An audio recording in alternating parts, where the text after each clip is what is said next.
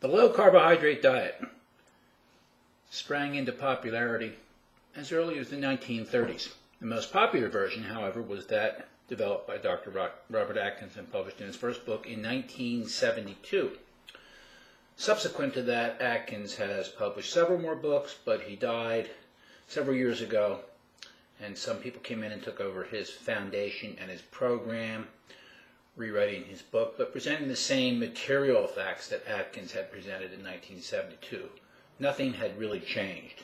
There was some development in the late 1990s talking about the possibility of incorporating the glycemic index into the low-carb diet, as if to say that there are differences in the blood glucose response to different types of carbohydrates, and that's absolutely true.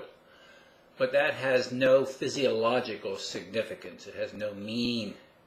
So the one carbohydrate food would raise your sugar level up to 150 milligrams per deciliter, and another one would raise it up to 70. It makes no difference at all.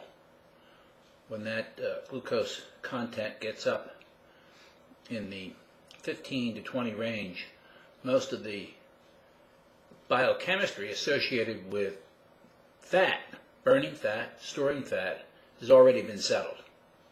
So you don't want to bring the glycemic index into your dietary plan. Now, there was a lot of people talking about low-carb diets today, and of course the establishment, the medical community is still completely against it because they think that the fat is going to kill you. Of course, it's not a high-fat diet. A low-carb diet is not necessarily a high-fat diet. And even if it were, it doesn't matter, because it's the carbohydrates that cause all the problems, not the fat. Fat was never proven to cause the problem, but fat associated with carbohydrate, it's called the supermarket diet. That's a disaster. That will wreak havoc with your biochemistry, your metabolism, and your health. So at all costs, you want to avoid the supermarket diet and stay away from mixing fat and carbohydrates. This is something that most people don't know. And then the game of weight control gets much better.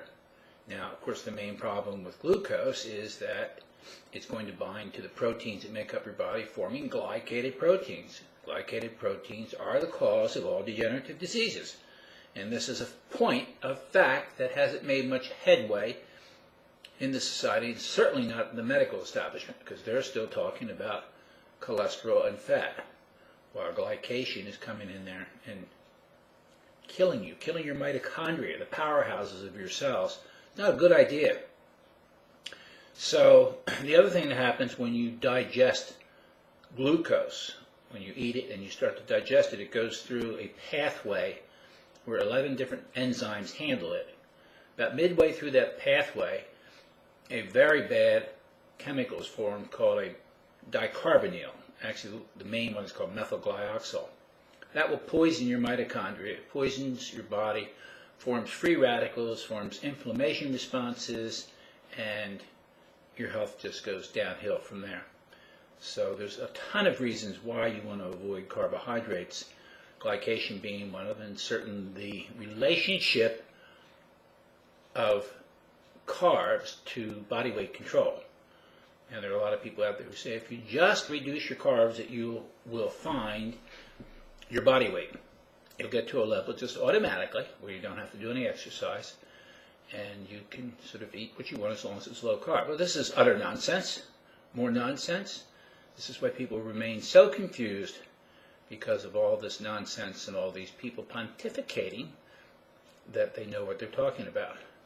So whatever you do, stay away from the Atkins version of the low-carb diet, because it has all kinds of flaws associated with it that I write about. I'm Dr. Greg Ellis.